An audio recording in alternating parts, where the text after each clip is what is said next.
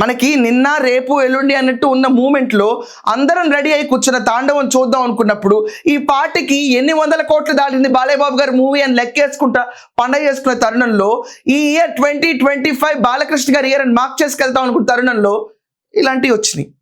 Disappoint అయ్యాను నేను కూడా రాత్రి. దీన్ని ఇంకొక ట్వీట్ చూపిస్తాను. 14 Reels ప్లస్ ఒక producer Ram Achanta with blockbuster date very soon Akhanda 2 ఈయన 9 గంటలు, వాళ్ళు 11 గంటల పెడితే 9 గంటల క్రితం పెట్టారు.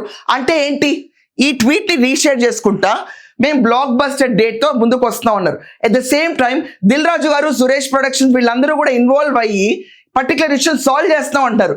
అండ్ బాలకృష్ణ గారు అఫ్ కోర్స్ రంగంలోకి దిగిపోయారు. ఇన్ని మూమెంట్స్ జరుగుతున్నప్పుడు ఇతను రీట్వీట్ చేసి కమింగ్ డేట్ వెరీ సూన్ అని అన్నారు. ఇప్పుడు లాస్ట్ సస్పెన్స్ క్లిప్ లోకి వెళ్తున్నాను. దాని తర్వాత మనకు ఏ డేట్ వస్తుందో ఎగ్జాక్ట్ చెప్తున్నాను చూడండి. ఇప్పుడు మనం చూస్తుంది బుక్ మై షో పొద్దున పూట నేను తీసిన స్క్రీన్ షాట్. మీ షోకి ముందు వచ్చే ముందు ఇక్కడ రిలీజింగ్ డేట్ మారిపోయింది, 2025. అబ్జర్వ్ చేస్తున్నారా, 2025 రిలీజింగ్ డేట్కి వచ్చేసింది.